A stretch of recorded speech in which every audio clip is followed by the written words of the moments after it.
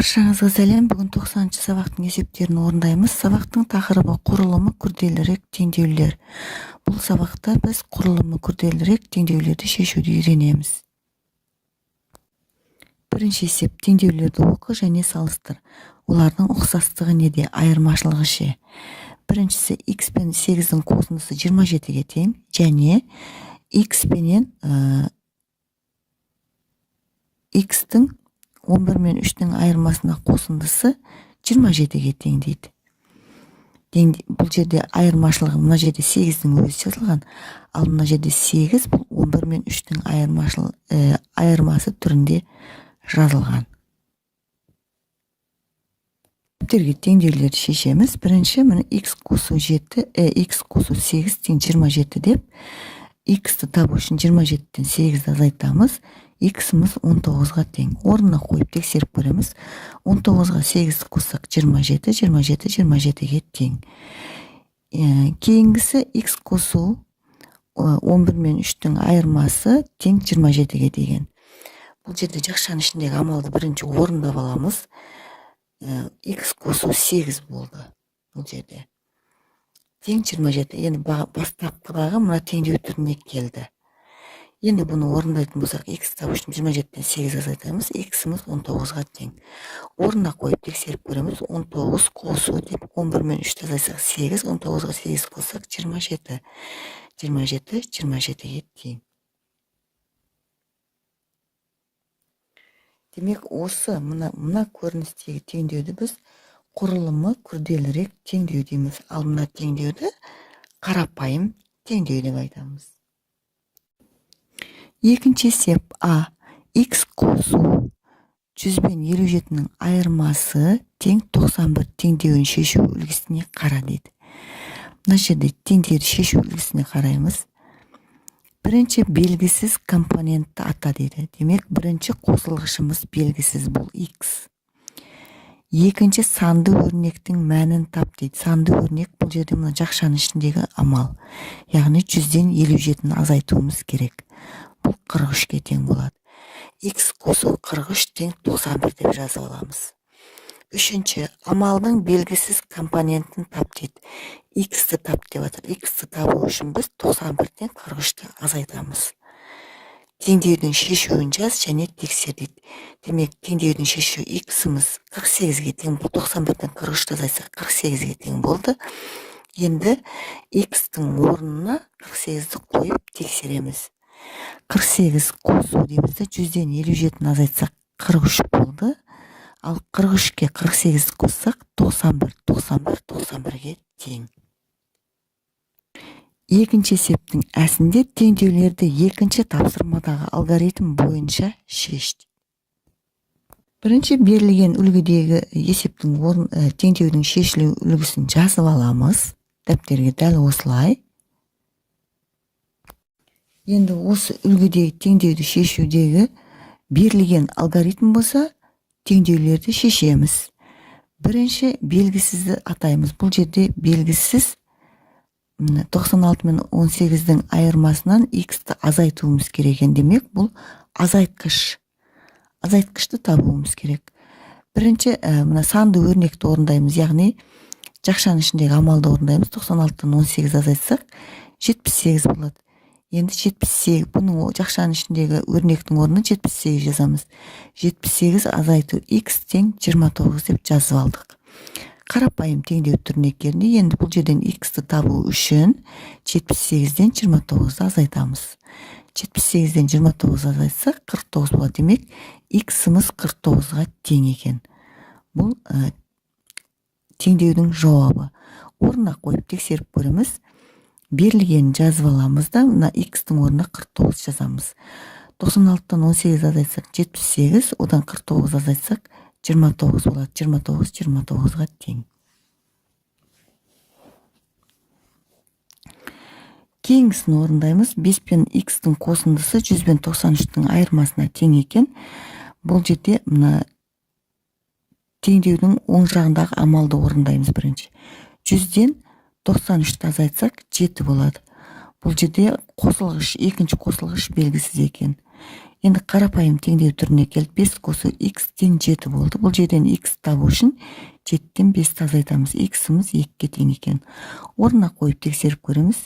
X-тің орнына 2-ні қоямыз. 5 қосу 2 7-ге тең, ал 100-ден 93-ті азайтсақ та 7-ге тең 7, 7-ге тең болады. Кейінгі теңдеуіміз x-тен 84 пен 55-тің айырмасын азайту керек. Бұл 36-ға тең екен. Жақшаның ішіндегі санды өрнекті орындаймыз. 84-тен 55-ті азайтсақ 29, x азайту 29 тең 36 деп жазып, x табамыз. X табу үшін 36-ға 29-ті қосамыз. X-іміз 65-ке тең. Енді x-тің орнына 65-ті қойып, орнына қойып тексеріп көреміз. 65-тен 84 пен 55-тің айырмасын азайтамыз. 84-тен 55 азайтсақ 29, 65-тен 29 азайтсақ 36, 36-ға тең. Одан кейінгісі x пен 3-тің қосындысы 63 пен 17-нің қосындысына тең. Демек, бұл жерде бірінші қосылғышымыз белгісіз болып тұр. Ендеше теңдеудің оң жағындағы амалды орындаймыз. 63-ке 17-ні қоссақ 80. X қосу 3 тең 80 болады. X-ті табу үшін 80-ден 3-ті азайтамыз. X-іміз 77-ге тең. Енді орнына қойып тексеріп көреміз. 77-ге 3-ті қоссақ 80, 80, 80-ге тең.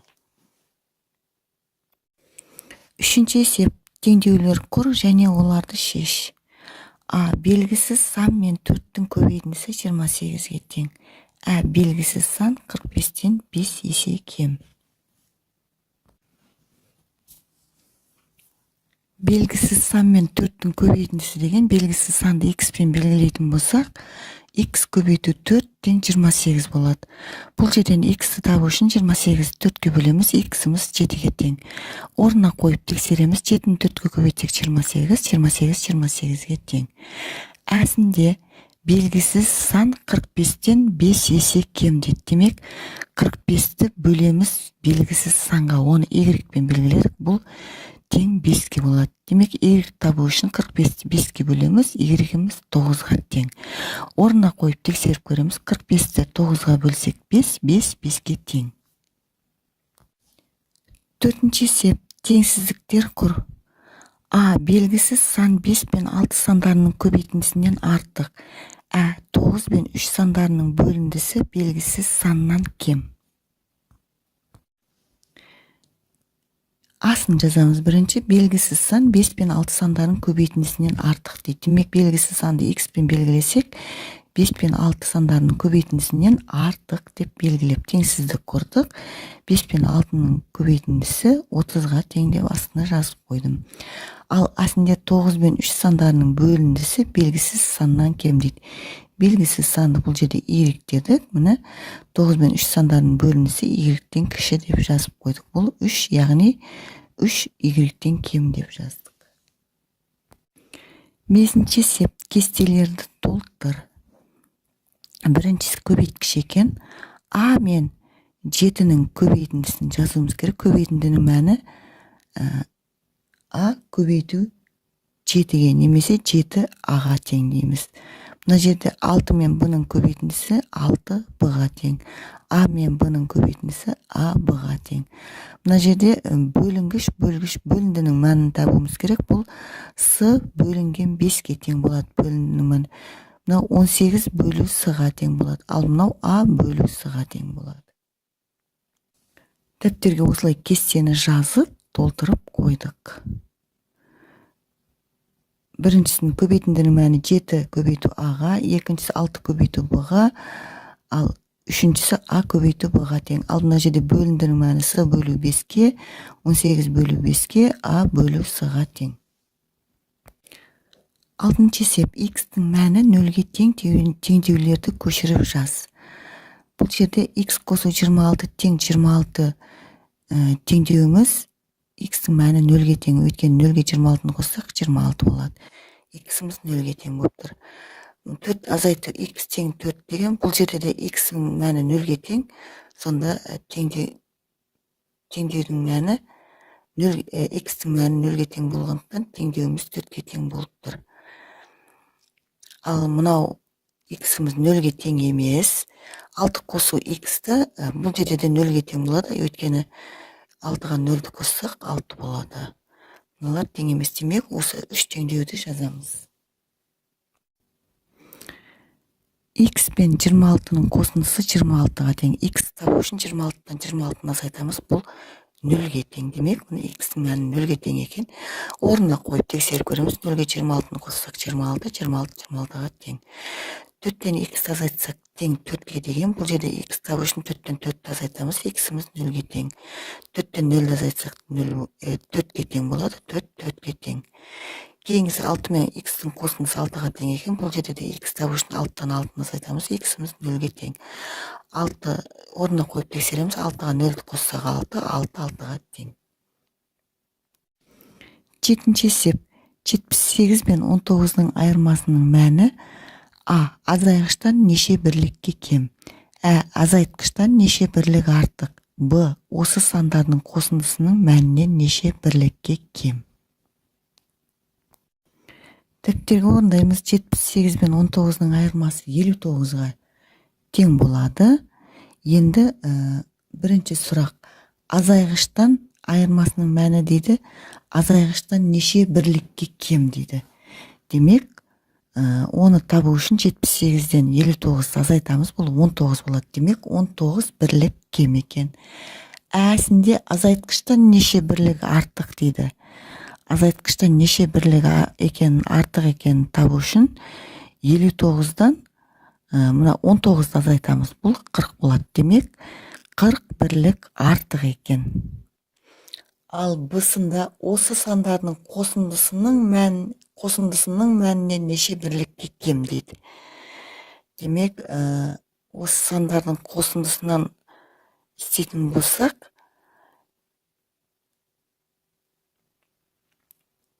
бұның 78-ге 19 қоссақ 97 болады. Ал 97-тен 59 азайтатын болсақ 38-ге тең болады. Демек, осы сандардың қосындысының мәнінен 38 бірлікке кем екен. 8-ші есеп. Теңдеулерді шеш.